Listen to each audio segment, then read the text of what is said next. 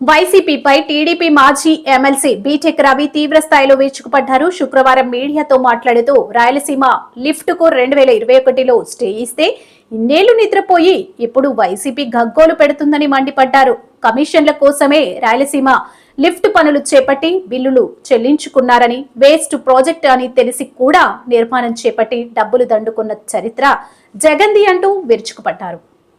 మేము సుప్రీంకోర్టులో పిటిషన్ వేసినందువల్లనే ఈ రాయలసీమ ఎత్తిపోతల పథకం ఆగిపోయిందని ఆయన అసెంబ్లీ సాక్షిగా కూడా చెప్పినాడు. అంటే ఇన్ని వాస్తవాలు కళ్ళ ఎదుట కనపస్తానే కూడా ఒక లేని దాన్ని పట్టుకొని మా వల్లనే దుష్ప్రచారం చేయడం, ఇదంతా అసలు ఇది ఎట్లుందంటే ఆయన ఏదో మాట్లాడడం, ఇప్పుడే వీళ్ళు ఇన్ని రోజుల నుంచి నిద్రపోతా ఉన్న ఈ నాయకులు ఇప్పుడు అంత గగ్గోలు పెడతా ఉండడం. తర్వాత దీనికి నేను సూటిగా ఒకటే ప్రశ్న అడుగుతాను.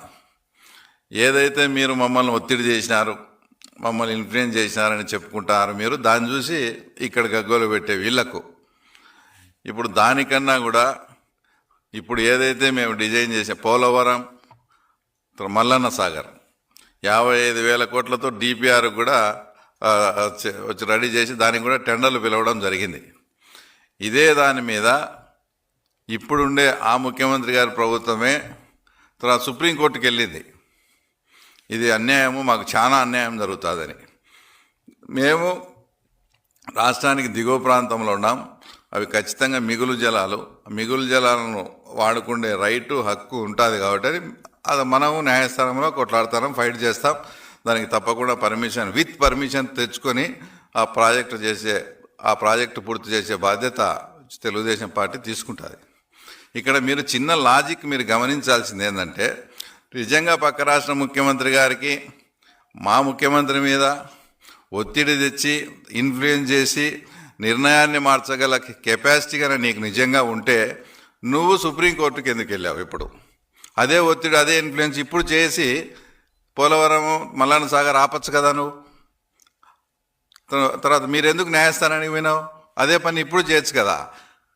ఇట్లా అంటే అప్పుడు మీరు ముఖ్యమంత్రి కాదు, మేము ముఖ్యమంత్రి కాదు, నీ సర్వైవల్ కోసం నువ్వేదో చెప్తే దాన్ని విని తర్వాత వీళ్ళంతా తర్వాత ఈ రకంగా అబ్బా మీ వల్లనే ఆగిపోయింది అది ఇదని మాట్లాడడం.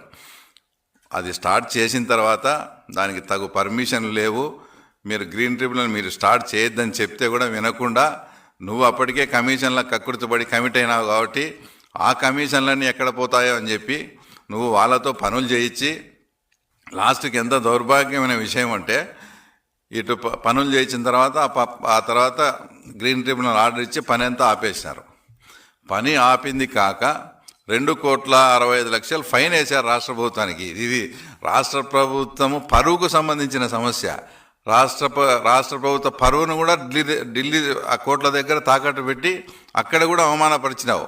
అంతటితో ఆగక ఇది ఎటు ఆగిపోయింది, నేను కమిట్ అయిన కమిషన్ నాకు రాలేదని చెప్పి ఎలక్షన్స్ ముందర ప్రజాధనాన్ని 950 కోట్లు ఈ వేస్ట్ ప్రాజెక్టుకు, అనుమతి లేని ప్రాజెక్టు కూడా నువ్వు డబ్బు చెల్లించి ఆ కమిషన్ కూడా నువ్వు మళ్ళీ తీసుకున్నావు. అంటే ప్రజాధనాన్ని కూడా ఇది వేస్ట్ ప్రాజెక్ట్ అని తెలిసి కూడా దానికి కూడా డబ్బు చెల్లించి నువ్వు ఏదైతే కమిట్ అయినావో ఆ కమిషన్ కోసం ప్రజాధనాన్ని కూడా నువ్వు మళ్ళీ దుర్వినియోగం చేశావు.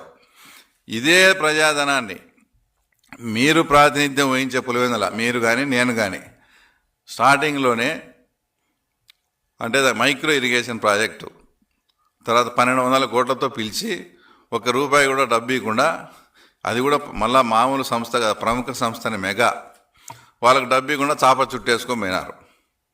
అంటే నిన్ను 1978 నుంచి మిమ్మల్ని ఎమ్మెల్యేగా చేసే మీ పులివెందులకు సంబంధించిన మన పులివెందులకు సంబంధించిన ప్రాంతంలో మైక్రో ఇరిగేషన్ ప్రాజెక్ట్ చేస్తే వేంపల్లి టైలెండ్ వరకు మనము సాగునీరు ఇవ్వచ్చు.